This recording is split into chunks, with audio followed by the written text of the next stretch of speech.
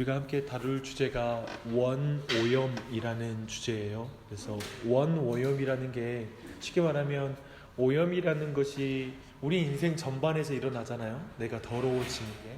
하지만 이것은 아담의 범죄와 함께 시작된 오염이라는 의미로 이해하면 되겠습니다. 그래서 아담의 죄 그리고 아담의 원죄와 범죄의 결과를 우리가 객관적으로 살폈거든요. 그리고 그 결과로 말미암아 아담의 타락 안에서 모든 인류가 타락했다. 그게 원죄이죠. 그래서 원죄 그리고 아담 안에서 모든 인류가 범죄를 저질렀다. 라는 이 모든 것이 원죄입니다. 그래서 아담에게 즉각적으로 다친 일도 있지만 아담의 후손에게도 미친 영향들이 있다라는 것들을 우리가 살펴보고 있죠. 근데 원죄에는 두 가지 측면이 있어요. 이걸 기억해야 돼요. 교리적으로 이해할게. 원죄에는 두 가지. 그래서 그 첫 번째가 뭐냐면 원죄책이에요. 그래서 우리 모두가 아담의 첫 번째 죄에 대한 책임을 같이 지는 거예요. 그래서 아담이 범죄하고 나서 죽음에 대한 그 죄에 대한 책임을 지잖아요. 죽음이 시작되었잖아요. 동일하게 우리도 그 죄책을 동일하게 아담의 범죄와 함께 범죄했기 때문에 동일하게 죄에 대한 책임을 지는 것이죠. 근데 이제 오늘 우리가 다룰 것은 원오염이에요. 그래서 이 내용을 다룰게요. 제가 말하지만 우리는 지난번에 말했지만 지난 시간에 그거였어요. 왜 아담 안에서 우리가 아담과 왜 함께 범죄했다고 하느냐라는 질문. 그거 지난주에도 해결하느라고 길게 시간 나눴는데, 그래서 이제 다시 그 주제를 다룰 수는 없어요. 오늘 또 이렇게 우리 형제님 와 계시기 때문에 다시 그 주제를 못 다루지만 지난주 걸 그 녹음을 꼭 듣도록 다신다면 지난주 내용을 들어보면 좀 더 나을 거라는 생각이 듭니다. 근데 오늘은 그 원오염에 대한 내용을 다룰게요. 아담이 죄책을 지게 되었고 또 그 내면에서도 이미 어떤 변화가 시작된 거예요. 그 마음 안에. 근데 원죄책과 원오염이라는 이 두 가지를 짊어지게 되는데요. 근데 원오염이란 첫 번째로 어떤 의미가 있냐면 원래 의로움을 잃어버린 거예요. 원의라고 해요. 그래, original righteousness가 될 것입니다. 영어로는. 그래서 인간이 원래 하나님의 형상대로 지어졌잖아요.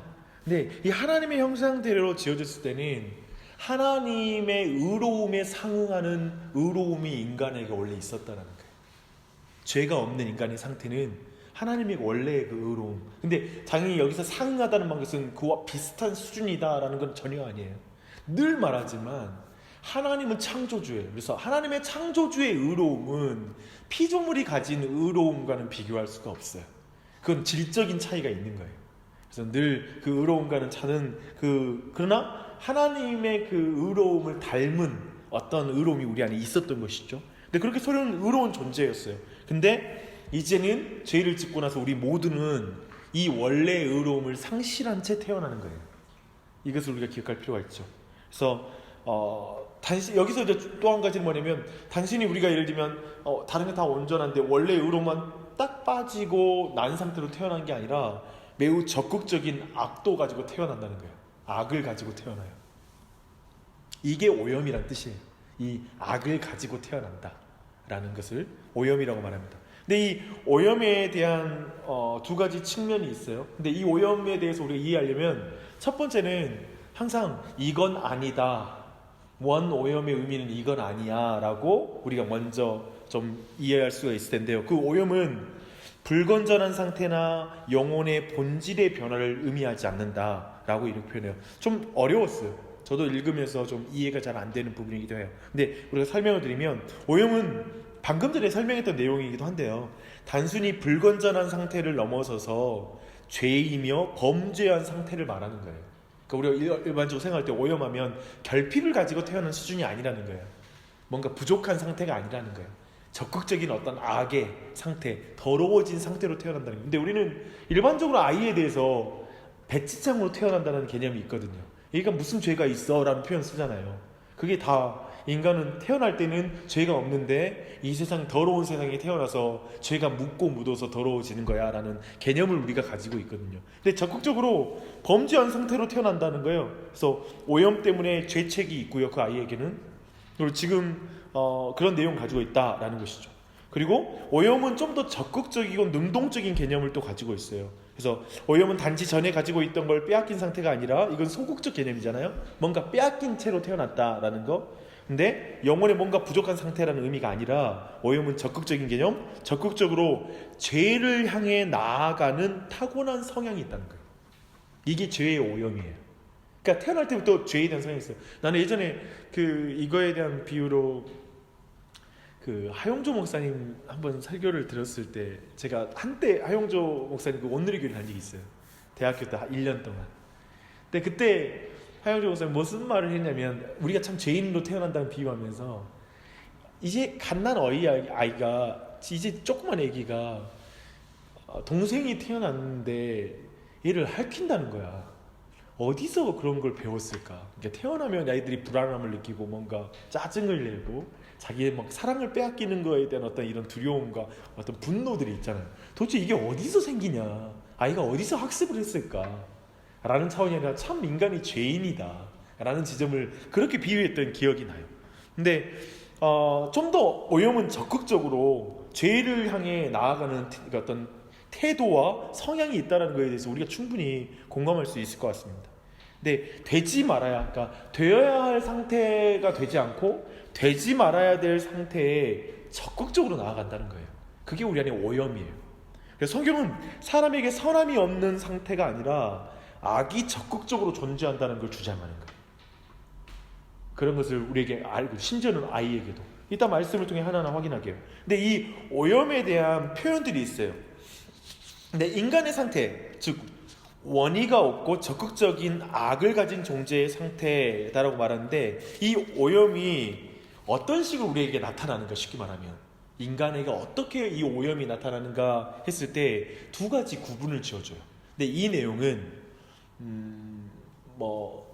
우리가 개혁주의 신학이라고 말하는 종교개혁이 일어났을 때 루터와 그리고 켈빈을 중심으로 해서 그들이 성경을 통해 새롭게 발견한 건 아니더라도 이전부터 있었지만 정말 인간의 본질에 대한 통찰이에요. 왜냐하면 캐톨릭하고 좀 차이가 있거든요.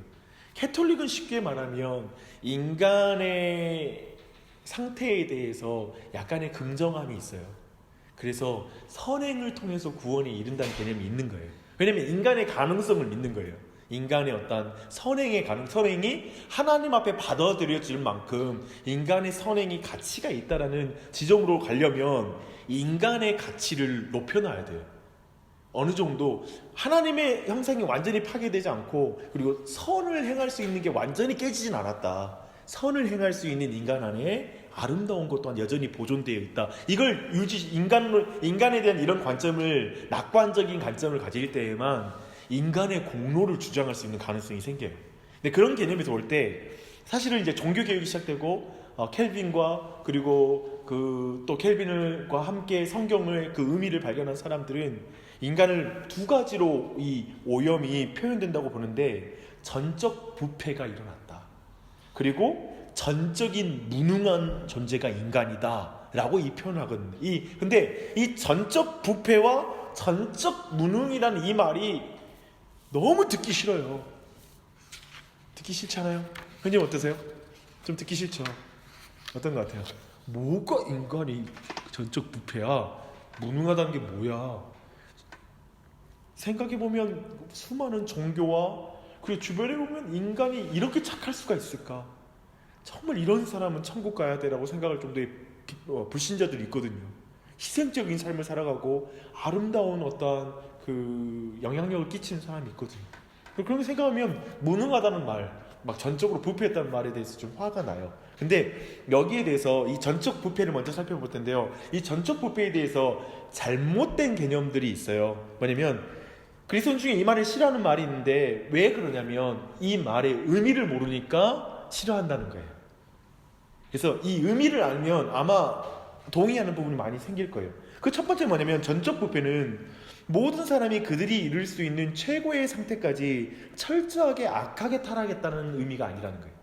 그러니까 우리가 전적 부패 그러니까 완전히 죄의 장아찌, 아까 말했지만 죄의 장아찌가 되어서 완전히 악할 수 있는 데까지 다 악하다는 그 말이냐?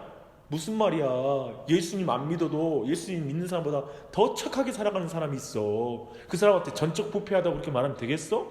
쉽게 말하면 이렇게 화를 내는 거죠. 근데 지금 의미는 그 사람이 예수를 심지어 안 믿고 하나님을 알지 못하더라도 그 사람의 그 도덕적인 악이 극단적으로 악할 수 있을 때까지 악했다는 의미로 전적 부패라는 용어를 사용하는 게 아니라는 거예요. 그 첫 번째고요. 두 번째는 뭐냐면 타락한 상태의 사람들이 하나님에 대한 본유적 지식을 가지고 있지 않다는 의미도 아니다. 즉 뭐냐면 인간의 모든 인간마다 하나님에 대한 어떤 지식이 있어요. 본성적인, 본유적인, 본래 가지고 있는 하나님, 신에 대한 감각이 있어요. 그리고 그 지식이 있어. 그런 또 심지어는 양심이라고 표현하는 양심의 영역도 있어요. 근데 신에 대한 부분에도 그게 있어요. 근데 그런 감각이 예를 들면 전적 부패 그러니까 그 사람들 모든 사람은 아예 그런 감각도 없을 정도로 부패했어 라는 의미는 아니라는 거예요. 그런 건 가지고 있다라는 거예요. 비그리스도인도. 또 한 가지 세 번째, 사람들이 양심을 가지고 있지 않다라는 의미가 아니다. 그쵸? 그러니까 번쩍 부패하면 너 양심도 없는 것들, 세상 사람들 다 양심 없어 이렇게 말하는 게 아니에요. 그리스도인들보다 훨씬 죄송하지만 양심이 살아있는 것 같은 그런 사람들이 있어요. 그렇죠? 그래서 선악을 아는 지식이 아예 없다는 말이 아니라 정말 저 사람들도 악과 선이 뭔지를 분별하고 어느 정도의 그 지식을 어렴풋이 분명히 가지고 있는 사람이 너무나 많이 있어요. 비그리스도인들 안에도. 우리는 그걸 충분히 존중해야 돼요. 또 네 번째는 뭐냐면 사람들이 미덕들을 인식하고 칭찬할 능력이 없다거나 공평무사한 감정과 행동을 할 능력이 없다는 의미가 아니다. 그렇죠? 아까 말한 것처럼 놀라우리만큼 도덕적인 사람들이 있어요. 그리고 정말 아름다운 미덕들이 그리스도인들을 칭찬하는 사람들이 있어요. 야, 기독교인들 이렇게 연합하니까 좋은데, 기독교인들 이렇게 좋은 일을 행하니까 칭찬을 해요. 그러니까 초대교인들이 그들이 모여서 떡을 나누고 구제하고 할 때 세상 사람들이 그걸 보고 칭찬하였다고 하잖아요. 그것을 보고 정말 그리스도인들을 정말 이렇게 그들의 미덕을 높여주잖아요. 당연히 그 부분이 있는 거예요. 그들에게 그 감각이 있어요. 그런 게 충분히 있다는 거예요. 그걸 우리가 알고 있는 거예요. 그래서 그런 지점들이 없다는 식으로 전적 부패를 사용하는 게 아니다라는 것을 우리가 이해할 필요가 있어요. 마지막으로는 중생하지 않은 사람들은 모든 형태의 죄에 빠져든다라는 의미는 아니다. 그러니까 전적 부패라고 하니까 전적으로 모든 것에 모든 죄에 빠져들었다라는 그런 의미가 아니라는 거예요. 이해되시죠? 어때요? 이 정도까지 의미를 하면 전적 부패에 대한 매우 여러 가지 지점에서 우리의 오해가 좀 잡힐 수 있어요. 근데 전적 부패가 의미하는 게 뭐냐라는 게 이제 적극적으로 중요해요. 타락한 사람은 첫 번째, 타락한 사람은 선천적으로 부패한 본성을 가지고 있으며 이 부패는 사람의 존재의 모든 부분, 즉 영혼과 몸의 모든 기능에까지 확장된다는 것이다. 쉽게 말하면 모든 것에 전적 부패는 모든 부분에 부패의 영향이 간다 라는 의미의 전적 부패. 영혼과 모든 육체에까지 다 이 죄의 영향이 간다, 오염이 영향이 간다 라고 말하는 것이 전적 부패의 개념입니다. 두 번째 뭐냐면 영적인 선이 전혀 없다라는 의미예요. 이 부분이 중요해요. 영적인 선이에요. 보십시오. 영적인 선이 전혀 없다. 그러니까 자연적인 선, 도덕은 사람들마다 가지고 있는 게 정도가 달라요. 불신자라고 해서 없는 게 아니야. 어떤 이런 자연적인 선이 있어요. 또 미덕에 대한 감각도 있어. 덕에 대한 감각이 있어요. 아까 말했죠. 그리고 어떤 규율과 규칙에 대한 어떤 존중감, 이런 것들을 충분히 다 가지고 있어요. 근데 영적인 선은 없어요. 영적인 선은 없어요. 한 가지 말하면 이 영적인 선은 하나님과 관련된 거예요. 하나님과 관련된 선한 마음은 없어요. 그리고 세 번째는 중생하지 않은 사람은 하나님과 하나님의 율법에 대해 원수된 상태라는 거예요. 이게 전적 부패의 의미예요. 원수예요. 사람들의 모든 능력은 오용되고 왜곡돼요. 그거 아세요? 착하게 살아도 하나님에 대해서 분노하는 거예요. 이것이 하나님의 법으로서는 존중한 마음이 전혀 없어요. 이건 내가 선하게 살아갈 뿐이지. 그러니까 불신자들도 선을 추구해요. 근데 다만 이건 없어요. 하나님의 영광을 위해서 내가 이걸 한다. 내가 하나님을 닮아가기 위해서 그 믿음 안에서 그 선을 행하는 게 아니에요. 그런 지점에서는 분명한 차이가 있는 거예요. 근데 이런 성경의 증거를 쭉 한번 볼게요. 쭉 읽어갈게요. 성경 중에 보면 창세기 6장 5절, 여호와께서 사람의 죄악이 세상에 가득함과 그의 마음으로 생각하는 모든 계획이 항상 악할 뿐임을 보시고, 시편 51편 5절, 내가 죄악 중에서 출생하였으며 어머니가 죄 중에서 나를 잉태하였나이다. 성경은 모태에서부터 우리가 죄 가운데 오염되었다라는 걸 보여주죠. 에레미야 17장 9절, 만물보다 거짓되고 심히 부패한 것은 마음이라 누가 능히 이를 알리오마는 이라고 말하고 있습니다. 로마서 8장 7절, 육신의 생각은 하나님과 원수가 되다니 이는 하나님의 법에 굴복하지 아니할 뿐 아니라 할 수도 없습니다. 우리 안에 근본적으로 하나님의 법에 굴복하지 않는 것이죠. 예배소 4장 17절 18절, 마음에 허망한 것으로 행한다. 그들의 총명이 어두워지고 그들 가운데 있는 무지함과 그들의 마음이 굳어짐으로 말미암아 하나님의 생명에서 떠났다라고 인간의 부패한 마음을 지금 보여주고 있습니다. 그리고 이제 디도서 3장 3절, 우리도 전에는 어리석은 자요 순종하지 아니한 자요 속은 자요 여러 가지 정욕과 행락에 종노릇한 자요 악독과 투기를 일삼은 자요 가증한 자요 피차 미워한 자였으나 라고 말합니다. 그래서 이 성경 안에 전적 분폐가 어떠한 의미인지를 말씀을 통해서 확인할 수 있고요.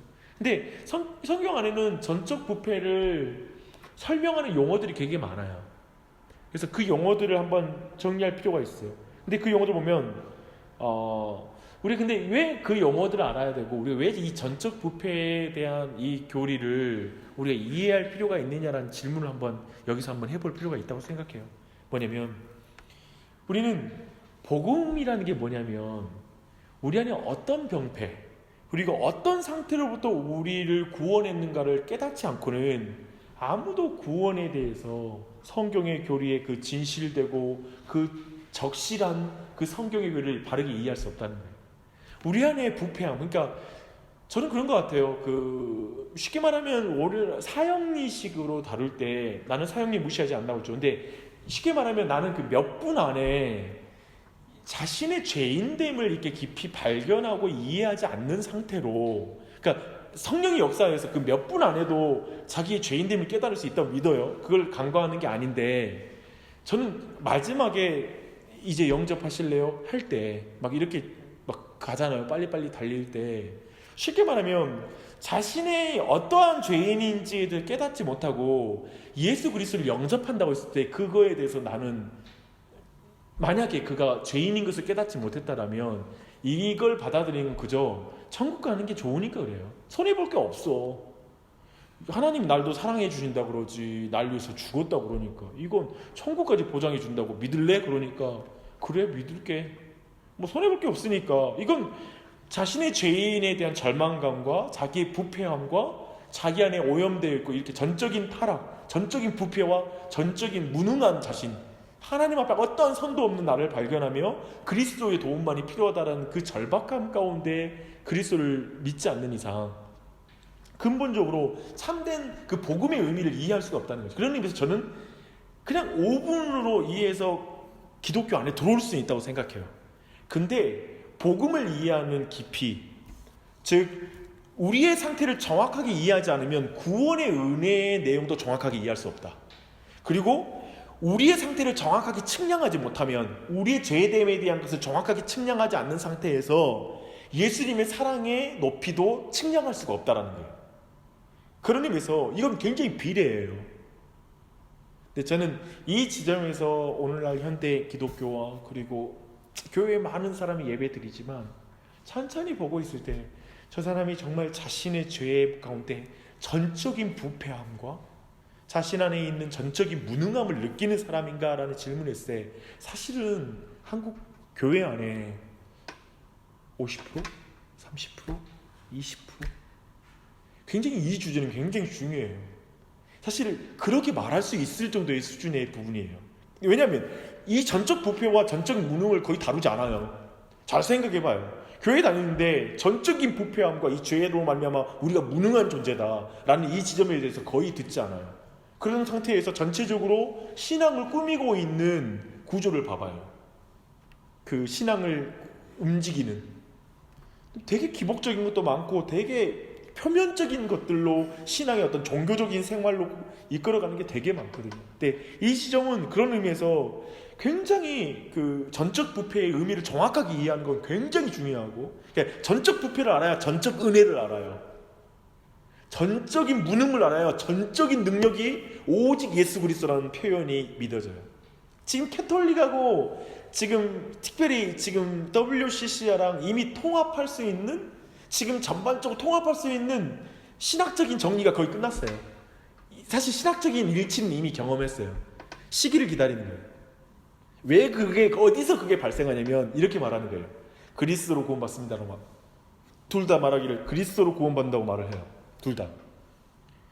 근데 우리는, 제가 믿는 바는 뭐냐면, 우리 원래 종교교육은 뭐냐면 오직 그리스도예요. 근데 오직을 빼버렸어요. 오직 성경으로 해서 오직을 빼는 거예요. 성경으로 우리는 하나님을 알 수 있다. 그 외로도 알 수 있다. 이해되세요? 오직을 빼면 기독교의 근간이 흔들려요. 그러니까 개신교회, 그리고 우리가 기독교의 진리의 근간이 흔들리는 거예요. 전적 부패를 알 때 오직 은혜가 아는 거예요. 오직 은혜. 이 지점이 형성이 되는 거거든요. 근데 이 부분을 지금 다 섞어버리는 거예요. 이 부분이 깨지면 실천적으로는 캐톨릭하고 합쳐져도 상관이 없어요. 잘 생각해 보십시오. 기독교라서 교회를 다니고 있을 뿐이지 실천적으로는 교회가 뭐 다른 분들 합쳐지든지 뭐 합쳐지든지 이게 상관없는 수준이 될 수 있다는 거예요. 그런 지점에서 볼 때에도 이 주제를 우리가 정확하게 이해하는 건 너무 중요하다. 그래서 오직 예수 그리스도를 붙잡고 오직 은혜를 붙잡는 신앙으로서 이 전적 부패를 이해하는 건 너무나 중요하다는 걸 이해했으면 좋겠습니다. 그래서 이에 대한 성경의 표현의 표현들은 뭐냐면, 그 전적 부패가 하는 게 육신이라는 표현 있잖아요. 정욕, 옛사람, 지처 속에 있는 법, 죄의 몸, 사망의 몸, 육신의 생각, 이런 많은 표현들이 있잖아요. 이것들이 사실은 이 전적 부패에 관련된 용어들이에요. 특별히 이 중에 육신이라는 용어가 제일 중요해요. 이걸 이해하는데 그 안에서 우리가 한번 육신을 따라 사는 삶에 대해서 한번 차근차근 한번 보게요. 근데 육신에 대한 개념이 있잖아요. 첫 번째는 우리가 알다시피 신체, 그리고 물질적인 의미의 몸을 우리가 육신이라 부르잖아요. 성경은 그렇게 사용해요. 우리의 몸을 말할 때 그렇게 사용해요. 또 한 가지 뭐냐면, 때로는 육신이 전인을 말할 때가 있어요. 그게 고린도전서 1장 29절이에요. 이는 아무 육체도 하나님 앞에서 자랑하지 못하게 하려 합니다. 그러니까 이건 전인이죠. 모든 사람, 그렇게 말할 때 그 전인격적인 존재이죠. 그런 것을 하나님 앞에 자랑할 수 없다는 걸 말하고요. 근데 세 번째가 중요해요. 육신을 윤리적인 의미, 영적인 의미로 우리가 보는 거예요. 그래서 그래서 이 세 가지 의미를, 중요한 건 성경의 문맥을 통해서 우리가 잘 이해할 수가 있어요. 그래서 육신이라는 용어의 윤리적인 의미를 좀 더 우리가 알아볼 필요가 있는데요. 생각해보면 과거의 수도승들 한번 생각해봐요. 그리고 이건 헬라 철학과도 관련이 있는데요. 헬라 철학은, 그리고 동양 철학도 마찬가지로 같은 맥락이 뭐냐면 육체를 악한 것으로 보는 거예요. 그래서 영혼을 가두는 감옥이라고 이해하는 거예요. 그런 의미에서는 죽음을 영혼의 해방이라고 말하는 거지. 그래서 우리도 그런 말 한다고요. 이제 우리도 기독교 안에도 장례식 때 나올 수 있는 말인데, 이제 우리 모든 우리를 얽매이고 있는 육체로부터 자유롭게 되어서 주님 품에 갑니다 라고 말하거든요. 근데 어떻게 아세요? 우리는 육체로부터 구원받은 게 아니에요. 육체와 함께 구원받아요. 기독교는 이거예요. 기독교의 성경은 육체에 대해서 매우 선하고 육체에 대해서 긍정적이에요.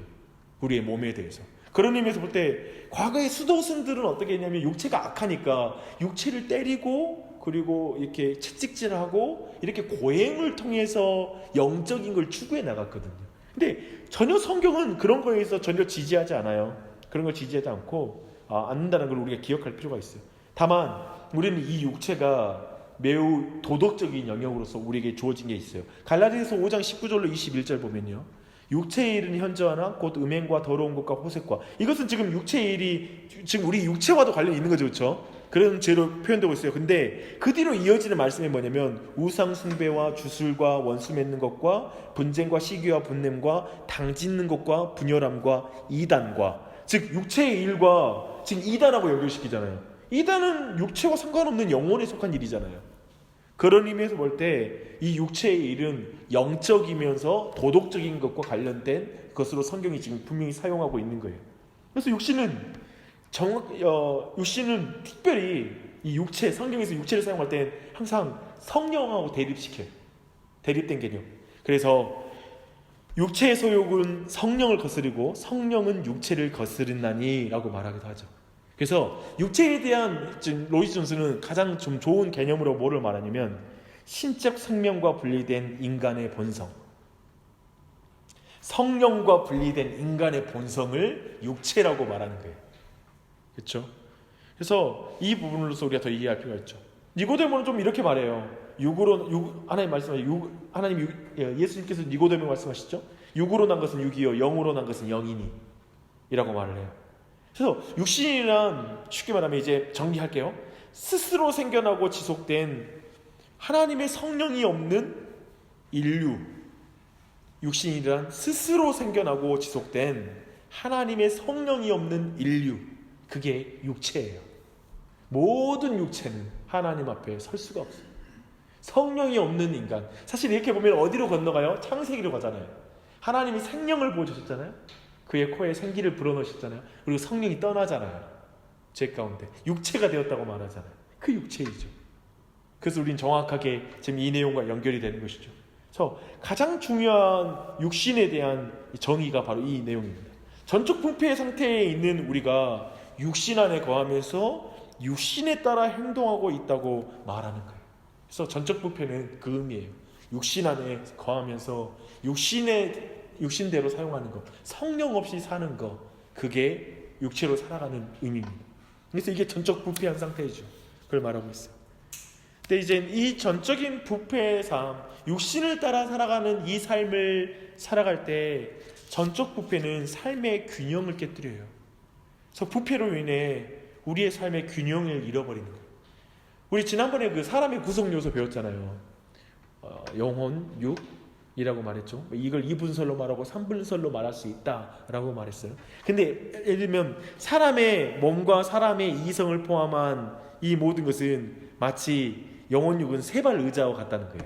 세발 의자는 다리 한쪽만 무너지면 넘어지잖아요. 그것처럼 우리가 육신에 거하는 상태가 되어버린 거예요. 우리 안에 분명히 성령이 계시고 그리고 우리 안에 영혼이 있고 한데 여기에서 우리가 육신에 거해버리니까 완전히 균형이 깨뜨려져 버리는 거예요. 모든 부분에서. 그래서 이전에는 성령님이 모든 걸 주관했고 균형을 유지했거든요. 그래서 성령이 특별히 우리가 만일 영혼육을 우리가 3분설로 생각하든 여하튼 우리 안에 영혼, 우리의 삶을 균형 있게 살아가는 삶을 이걸 생각하면 이것이 성령이 사로잡히면 모든 것이 균형 있게 돼요. 근데 이것이 성령이 떠나면 육신에 사로잡히게 되는 것이죠. 그러면 모든 균형이 깨어진다는 걸 우리가 볼 수 있는 것이죠. 그래서 우리는 죄를 짓는 순간 어떻게 돼요? 육체를 부끄러워해요. 딱 보면 육체를 부끄러워해요. 그래서 서로 몸을 이제 수치스럽게 여기잖아요. 그리고 서로를 미워해요. 딱 죄를 지으니까 사람들은 이제 첫사람 아담과 하와가 서로를 미워하기 시작해요. 그리고 서로를 고발하기 시작해요. 완전히 균형을 상실한 거예요. 영의 지배를 받아야 되는데 육체와 마음의 지배를 받는 거예요. 죄된 마음에, 오염된 마음의 지배를 사람이 확 받는 거예요. 때론 먹고 마시는 것 같은 먹고 마시는 것으로 육체의 일에 지배받기도 하죠. 사람들이 그렇잖아요. 먹고 마시는 일에 사로잡히잖아요. 그럴 뿐만 아니라 때로는 하나님의 계시와 하나님의 영이 아니라 세속적인 마음과 자기 생각과 사람들의 철학에 의해서 지배를 받아요.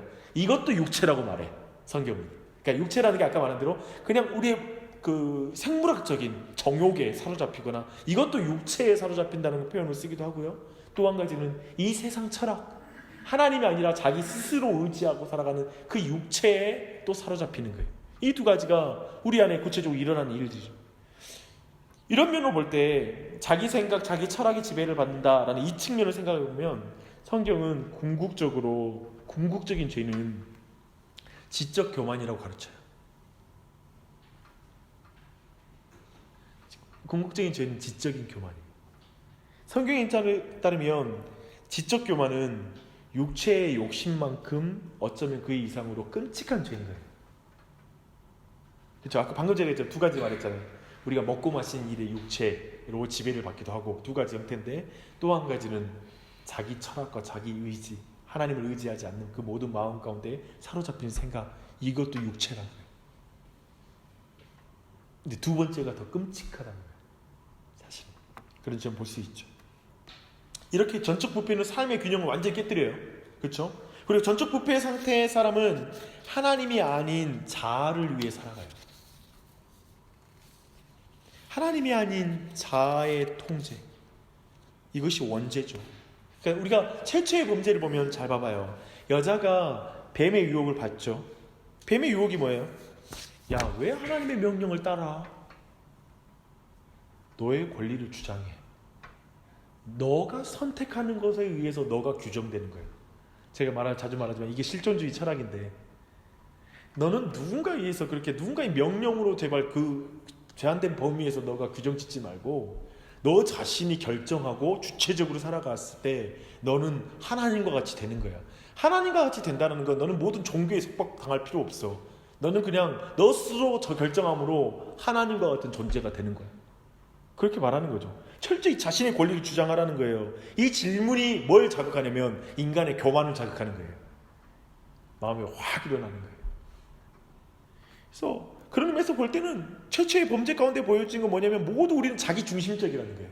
첫 번째 이 여인이 그 하와가 범죄할 때 사람은 자기 중심성이라는 이 죄성을 극명하게 보여주는 거예요. 하나님의 영광을 위해 사는 대신 스스로 신이 되어 살아가는 거예요. 지난주에 우리 또 주일 말씀 나눴잖아요. 저 바벨에, 그러니까 하나님의 예루살렘은 하나님의 이름을 두신 곳이 되고 바벨탑은 우리의 이름을 내자라는 도시잖아요. 그러니까 이 본성은 바벨의 정신, 이 세상의 정신은 철저히 하나님 대신 스스로를 높이는 거예요. 스스로 영광 받는 거. 이것이 우리의 마음에 있어요. 이게 부패의 결과예요. 전적 부패의 결과가 인간의 마음이 철저히 거기에 있다는 거예요. 그래서 전적 부패의 상태의 사람은 또 한 가지는 자기 능력을, 연결되죠. 자기 능력을 자신의 영광을 위해 사용하죠. 자기의 영광을 위해 능력 사용하는 거예요. 그래서 생각해보면 이것도 지난 주일 말씀하고도 연결이 되죠. 우리가 그 최초의 도시였던 이제 가인이 만들었던 도시, 그리고 그 후손들이 살았던 그 성 안에서 특별히 라멕이 나타나잖아요. 근데 그때 이제 그 도시 안에 그 여러 가지 그 음악 예술이 발전되기 시작하고 철기 문명과 여러 가지 연장 이렇게 또 이런 것들이 무기들이 이제 개발되잖아요. 근데 그때 이 모든 과학과 이 문명으로, 그리고 바벨도 마찬가지로 건축 기술의 발전, 이 모든 것을 사용해서 결국에는 하나님을 대적하는 데 쓰거든요. 그것을 자기 영광을 위해서 쓰거든. 자기 이름 높이는 데 쓰거든. 이게 인간의 본성이에요. 그래서 분명히 봐요. 근데 이렇게 자기 영광을 위해서 막 능력을 사용하잖아요. 그러면 결국 자기 안에 잘못된 습관이 생겨나기 시작해요. 그리고 그 사람의 능력에 이제 결함이 생기기 시작하고 나중엔 양심의 화인이 맞아요. 무서운 거예요, 사실은. 늘 자기 영광을 위해 살아가면 결국은 양심의 화인을 맞아요. 그러니까 교회도 마찬가지예요. 그러니까 한편에 전 목회자가 위험하다고 생각하는데, 자기 이름 나타나는 걸 즐기기 시작하면 그 거룩에 대한 감각이 사라지는 것 같아요. 그러니까 거룩함, 하나님과의 관계에서 내 양심의 깨끗함, 이런 것들이 깨져요, 필연적으로. 그래서 어느 순간 어떻게 그렇게 죄를 짓고 저렇게 사역을 했어? 라는 말을 할 때 깜짝깜짝 놀라잖아요. 참고로 말씀드리면 충분히 그렇게 살겠더라고요. 충분히. 근데 여기에 놀라운 게 있어요. 뭐 이건 극비죠, 극비. 근데 뭐냐면, 제가 볼 때 뭐냐면, 하나님이 목회자가 망가져도 회중에게 하나님이 일하세요. 그래서 이 사람은 망가져도 사역은 돼요. 이게 깜짝 놀랄 일이죠. 그러니까 우리는 그러잖아요. 이런 식이거든. 어디 우리나라 제일 큰 교회도 그렇잖아요. 분명히 무슨 뭐 실질적으로 공금 횡령을 했다, 뭐 이런 문제가 실제로 법원에서 결정이 나도 그럴 뿐이 아니시고 이렇게 생각하고 하잖아요. 근데 그렇다면 이런 표현을 쓰거든. 한국은 어떤 게 있냐면, 성공적이게 되면 그건 하나님이 인정했다라는 개념으로 받아들인 경향이 있어요. 하나님이 인정했으니까 이렇게 막 그때 은혜 받았지, 예배 시간에. 전병훈 목사도 그렇잖아요. 사실은 거기서 너무나 은혜를 받았던 사람은 그 죄를 범하는 과정 속에 사람들이 굉장히 영향을 받았거든요. 교회는 성장했거든요. 쉽게 말하면. 그러니까 사람들이 여기서 어떻게 생각해? 아니 어떻게 하나님은 그런 사람을 사용하셨는데 실제로 교회가 성장하고, 그때도 예수님 믿는 사람 내 주변에 친구 데려와서 예수님 믿었는데 그건 도대체 뭐야? 라고 말하거든요. 근데 제가 여기를 배우는 게 뭐냐면 하나님이 회중을 사랑하세요. 그래서 그러니까 목회자를 건너뛰고도 역사하세요. 그렇게 보는 게 더 저는 바른 해석이라고 봐요. 근데 이게 무섭다라는 거예요. 이게 내가 부패해도 양심의 화인을 맞고 내 영광과 내 이름을 위해서 살고 해서 결국에 양심의 화인을 맞아도 일은 되는 거예요. 아무도 몰라. 그냥 대강 넘어가죠. 그러니까 어느 순간 완전히 굳어져 버린 거예요. 무서운 거예요. 무서운 거예요. 근데 이런 일이 실제로 벌어져요.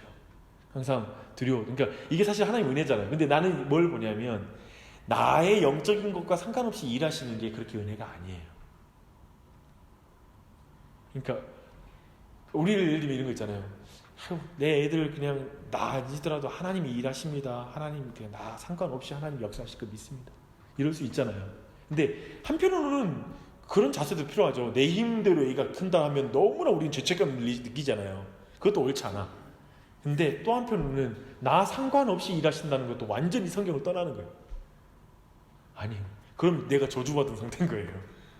하나님은 나를 통해 나에게 영적으로 내가 막 자식들 때문에 나 이러면 안 돼라는 느낌 가지면서, 내가 이러다가 내 아이들도 나빠지지 라는 감각도 가지면서 스스로 더 경건하려고 힘쓰고, 이런 것들이 하나님 보시기엔 되게 바른 거고 올바른 거야. 그러니까 내 영적인 상황으로 하나님 일하시기를 즐거워해야 돼. 그리고 목사도 그런 것 같아요. 그러니까 주님 내 영적인 것 가운데 하나님께 일해 주시고 하는 것이 그게 은혜죠. 사실은 뭐 내가 했다라고 자랑할 것도 아니지, 또 그렇다고 해서. 근데 이게 같이 연결이 되더라고요. 내가 어쩌다 이렇게 나왔는지 모르지만, 근데 이런 것들은 또 우리가 한 번쯤은 정리하고 바르게 가지고 있어야 될 관점인 것 같아요. 근데 이렇게 자기의 영광을 위해서 능력을 사용하면 어느 순간 양심의 화인을 맞을 수 있다. 이게 전적 부패의 모습이다라는 거.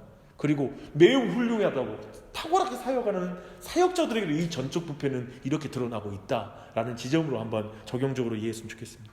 또 한 가지 정적 부패의 상태의 사람은 사탄의 종이라는 거예요. 이게 이제 성경이 매우 자극적이고 매우 아주 강한 표현이죠. 궁극적인 부패는 우리 모두가 사탄의 종이라는 거예요. 이게 우리의 부패된 상태예요. 본성이 뒤틀리고 왜곡되어 있을 뿐만 아니라 마귀의 종이라는 더 끔찍한 상태에 우리가 있다는 걸 인정해야 된다는 거예요. 너희 아비의 욕심대로 너희도 행하고자 하느니라. 요한복음은 예수님은 우리의 영적 상태를 그렇게 말해요. 너희 아비가 누구냐? 마귀예요. 그렇게 말하는 거예요. 그래서 이렇게 전적 부패에 대한 내용들을 우리가 몇 가지로 이렇게 정리를 좀 해봤습니다. 근데 이제 전적 무능은 좀 더 짧거든요. 이 전적 무능이 왜냐하면 부패와 관련이 있어요. 전적 부패하면 어떻게 되겠어요? 무능해지죠. 근데 이 무능, 그러니까 이 원죄와 오염의 그 두 번째 결과는 전적 무능인데요. 우리의 영적 능력이 무능하단 말이에요. 아까 우리가 첫 번째 그 부패에 대한 설명할 때 이건 아니다라고 했잖아요. 그런 의미에서 볼 때 이건 아니에요. 아무런 자연적인 선도 행할 수 없다는 의미가 아니에요. 그렇죠? 자연적인 선과 도덕적인 행위를 할 수 있어요. 그런 능력이 우리 안에 있어요. 그거 없다는 말이 아니에요. 또 한 가지 시민으로서의 선과 정의를 행할 수 없다는 의미도 아니에요. 그냥 도시의 시민으로서 우리는 건전하게 살아갈 수 있는 능력이 불신자에게도 있어요. 다 있어요. 그리고 종교 행위를 할 수 없다는 말도 아니에요. 그런 능력이 없다는 말이 아니에요. 종교에 대한 열심이 엄청나죠. 대한민국 사람들. 종교심이, 전라도 분들이 종교심 아주 뛰어납니다. 아주 뛰어나요. 제가 볼 때. 제가 볼 땐 내가 그 특징을 보거든요. 그 서울과 전라도의 한차의 차이 뭐냐면, 그 서울 쪽에 제가 볼 때 교회 분위기는 그 종교성으로 인하여 신앙생활하는 것들은 이제 많이 깨져가고 있는 것 같아요. 근데 전라도에 오는 순간에 굉장히 오래전에 교회를 다니는 느낌 들거든요. 그러니까 뭐냐면 옛날에 통했던 말들, 쉽게 말하면 예전에 그 어른들에게 헌금하면 복 받습니다 하는 걸 지금 젊은이한테 말하면 안 통하잖아요. 근데 보편적으로 딱 설명하면 서울에서 안 통하는 게 여기는 통해요. 그러니까 신앙적 분위기가, 그 정서와 이런 분위기가 이렇게 하면 사람들이 그렇게 일어나는 어떤 그 열심들이 여긴 또 그런 게 있는 것 같아요. 그러니까 전반적으로 볼 때 제가 보는 것은 종교심이 많다. 전라도가 훨씬 종교심이 많고, 그러니까 교회도 종교성에 의해서 교회를 열심히 다니는 사람이 많다라고도 볼 수 있는 것 같아요. 뭐 다는 아니지만 그런 부분을 전체적으로 우리가 볼 수 있을 거라는 생각이 듭니다. 근데 이 종교적인 행위를 할 수 있다는 거예요. 그런 의미에서 저는 그 교회 안에 종교적인 열심에 있는 사람들을 분별할 필요가 있다고 저는 생각해요. 그러니까 교회 안에 있는 사람이라서 다 복음적으로 확실하게 회심한 사람이 있는 게 아니라는 거예요. 교회 안에서 새벽 예배를 심지어 다니고 권사일 수 있고 장로일 수 있어도 종교적인 열심 상황으로 교회에 다니는 사람이 너무 많다는 거예요. 그리고 그 사람이 너무 착해. 그리고 그 사람이 너무 도덕적이야. 그리고 세상적으로도 그냥 정말 훌륭하다고 인정받아. 하지만 하나님 앞에서는 그 사람이 그 영혼이 정말 하나님 앞에 어떻게 받아들일지에 대해서는 정말 의심스러운 사람을 만날 수도 있다고 생각하는 거예요. 충분히 가능해요. 네, 이런 부분에서 계속 이런 부분들을 좀 우리가 좀 볼 필요가 있어요. 근데 이 전적 무능에 대한 정확한 설명은 뭐냐면 선한 면을 가지고 있으나 결함이 있다는 말이에요. 무능하다는 말은. 또 한 가지 뭐냐면 하나님에 대한 사랑과 하나님의 뜻과 영광에 대한 관심으로부터 유발되지 않은 선한 면은 하나님이 받을 수 있는 게 아니에요. 그런 지점을 또 정리할 필요가 있어요. 제가 자꾸 말하잖아요. 그 찬란한 죄라고. 우리 그 어거스틴이 말하는 건 매우 도덕적인 인간, 자연인의 하나님을 알지 못하는 자의 선은 그냥 찬란한 죄이다라고 이렇게 정의하기도 해요. 근데 생각해보면 여기서 이제 우리 안에 속상함은 있죠. 이제 또 불신자들 화가 나죠. 뭐냐면 아니 그 선한 것은 동일한 선인데 그 가치를 그렇게 폄훼하면 되느냐라고 말할 수 있을 것 같아요. 근데 이 부분이 결정적으로 성경이 도덕적인 사람을 만들려고 하는 게 아니라 성경은 신앙인을 만들려고 하는 거예요. 성경은 착한 사람이라는 단순한 윤리적인 사람을 위한 윤리책이 아니에요. 성경은 하나님과의 관계를 회복하고 하나님의 형상을 회복하게 되는 그 방향을 알려줘요. 하나님의 형상 회복에 도덕적인 속성이 다 들어가는 거죠. 그것이지 도덕 자체가 하나님이 아니라는 거예요. 이 지점을 이해하는 거, 굉장히 이 차이점을 보는 건 이해하죠. 그래서 이거 분별 안 되는 경우가 있거든요. 그리스도인들도 교회 다니는 사람들도 많은 사람이 저렇게 착하게 믿으면 저 사람도 구원 받겠다야. 또 이렇게 많은 사람이 있어요. 그리고 또 이제 그러니까 그 착함과 신앙의 이 차이를 분별이 안 되는 사람 너무 많아요. 또 저렇게 착하면 구원 받아야지라고 생각하는 거죠. 늘 말하지만 그게 아닌 거예요. 이런 차이점들을 분별을 우리가 분명히 가져야 돼요. 근데 행위 자체는 선하나 동기는 진실하지 않을 수도 있죠. 그래서 근본적으로 하나님과의 관계 안에서 관계적인 면에서 인간은 무능한 거예요. 그러니까 모든 인간은 하나님 뜻과 영광과 하나님을 닮아가고자 하는 갈망으로 도덕을 행하지 않아. 그런 의미에서는 모두 무능해요. 아무리 도덕적인 사람들. 그 말 하더라고. 최근에 제가 배운 것도 뭐냐면 그 인간에게 두 가지 윤리가 있는데 한 가지는 그 자기 중심적 윤리가 있는 거예요. 뭐냐면 나 이 정도 능력이 있으니까 나는 노블레스 오블리주를 행할 거야.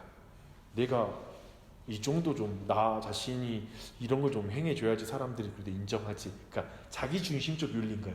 또 한 가지 뭐냐면 그 사람이 상처받으니까 그 사람을 위해서 내가 착한 일을 행하는 거. 이건 이타적인 윤리. 근데 이 두 번째 것은 진짜 그 성경의 기독교 윤리에서만 나왔다는 거예요. 그러니까 모든 종교를 보면 내가 이 정도 착한 사람이야. 나는 이 정도로 하나님 앞에 받아들일만 해. 라고 하는 자기 중심성으로 착한 일을 행한다는 거예요.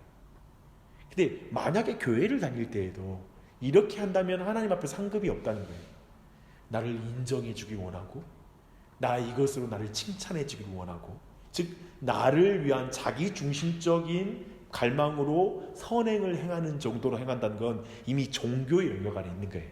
일반적인 자기 중심성. 근데 성경이 요구하는 건 예수 그리스도처럼 정말 자기를 버려 우리의 영혼을 사랑하신 것처럼 그 예수님을 닮아가며 정말 착한 일을 행할 때도 저 사람을 돕고 싶은 마음으로 행하는 것, 저 사람을 위해서 행하는 것, 타인을 위한 타인을 향하는 윤리를 갖게 된다는 거예요. 근데 그런 지점에서 차이가 있죠, 그렇죠? 그런 지점에서 그런 면에서는 이 두 번째 타인을 위한 면에서는 전적으로 무능한 거예요. 세상 사람들 무능한 거예요.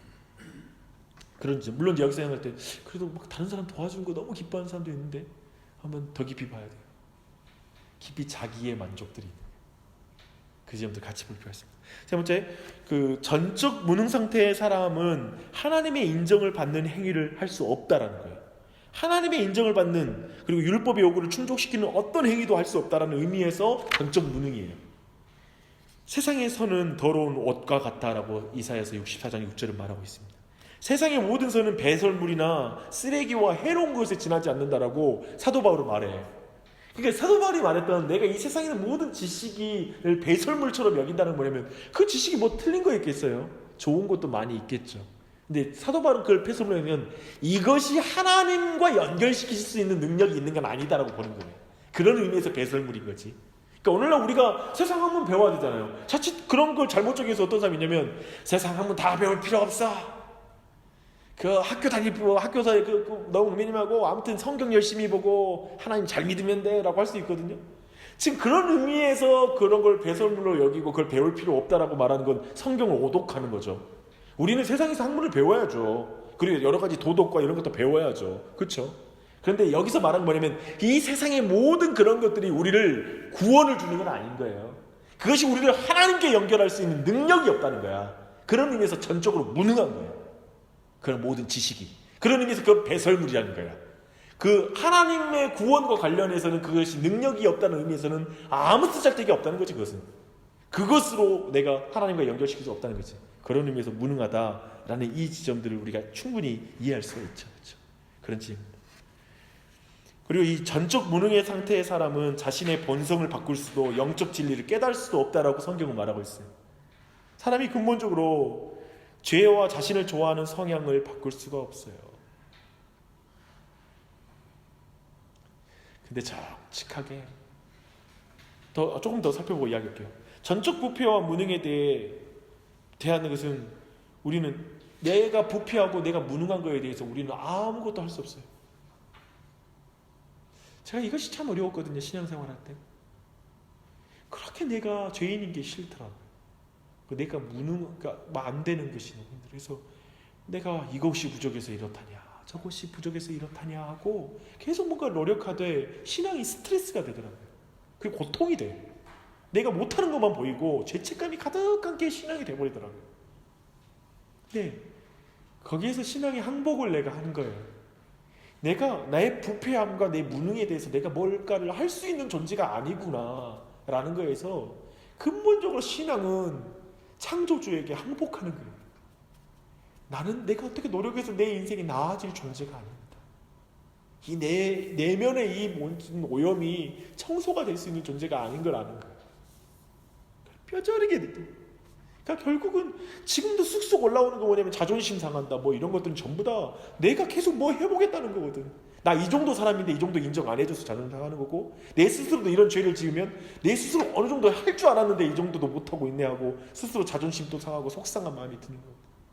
근데 맞죠. 어떤 죄를 짓고 나서 안 아플 수는 없지. 그러니까 그 죄를 행한 거에 대한 아픔이 있어야죠 당연히.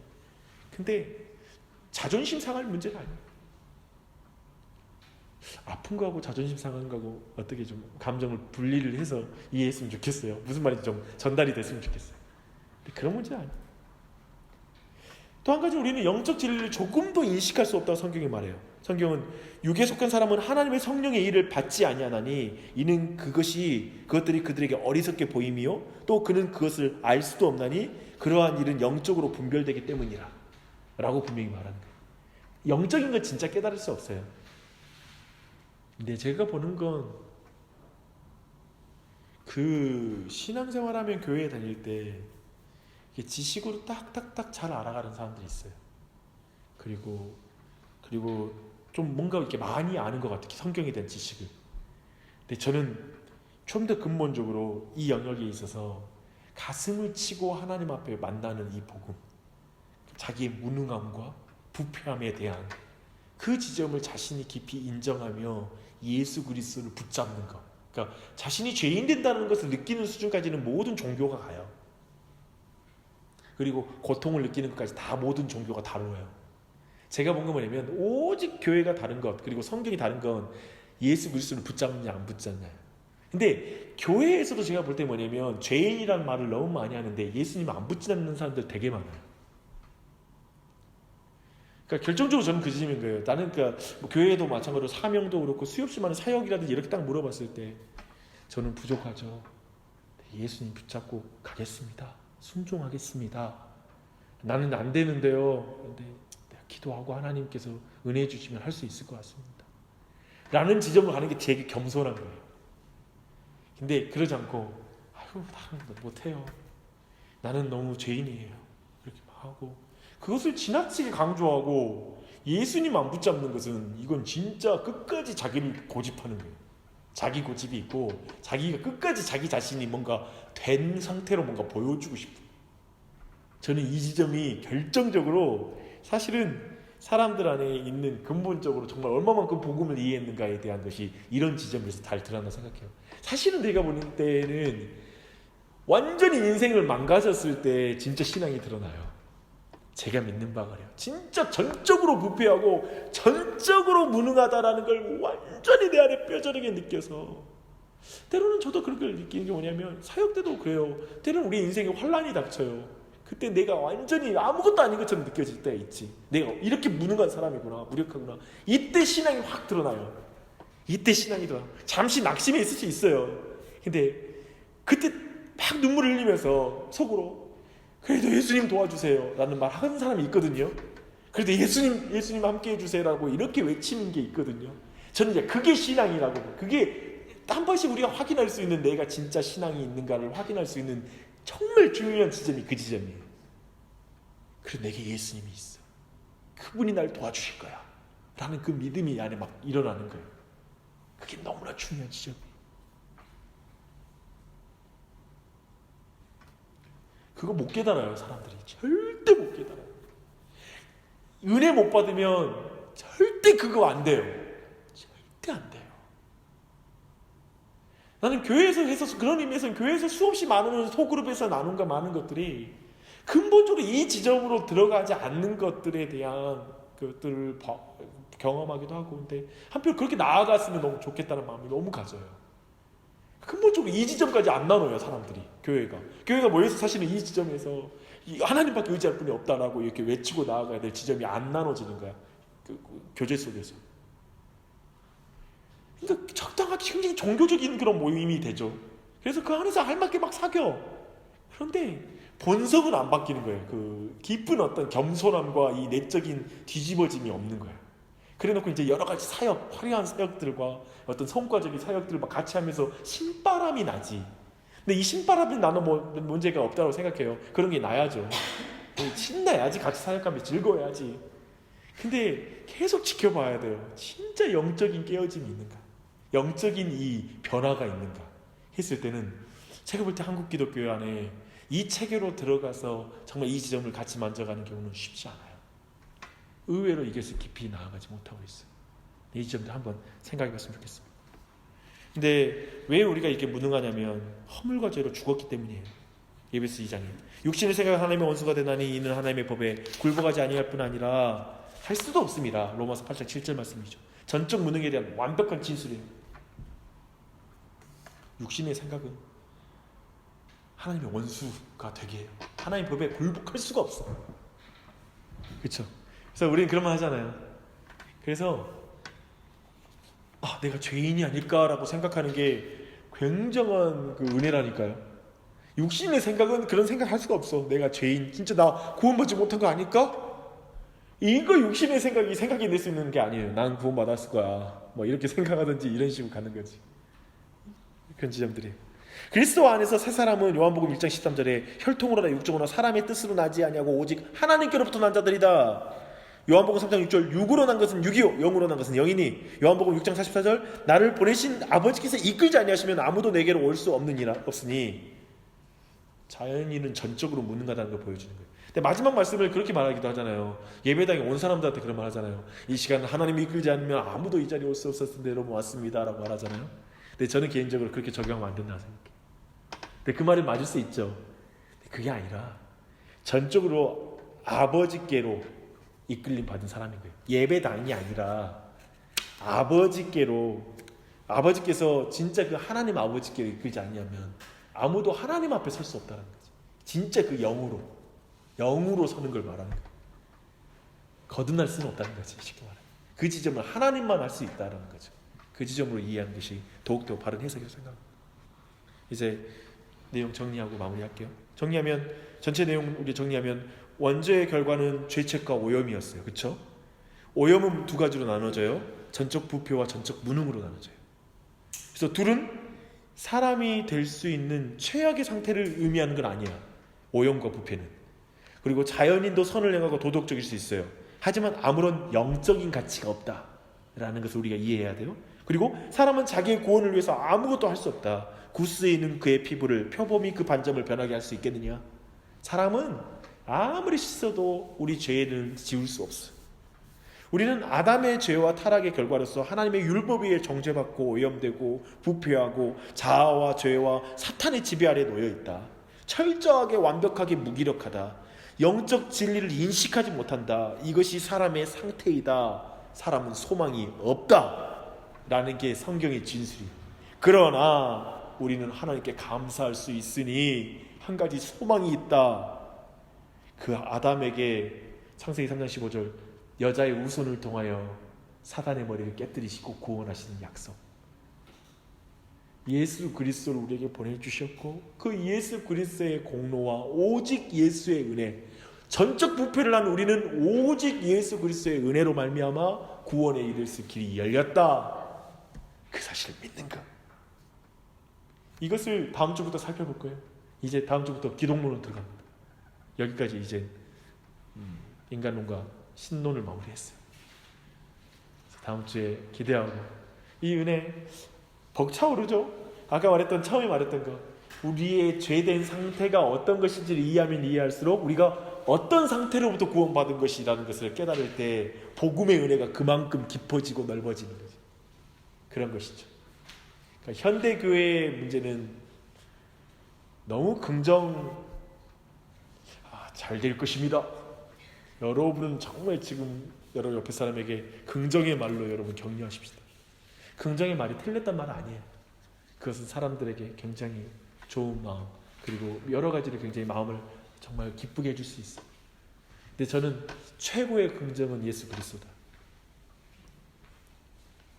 그러니까 그 다른 방법을 쓰는 것보다 저는 그 방법을, 교회는 그걸 말해야 된다고 생각이 들더라고요. 그러니까 교회는 언어 훈련 시킬 수 있죠.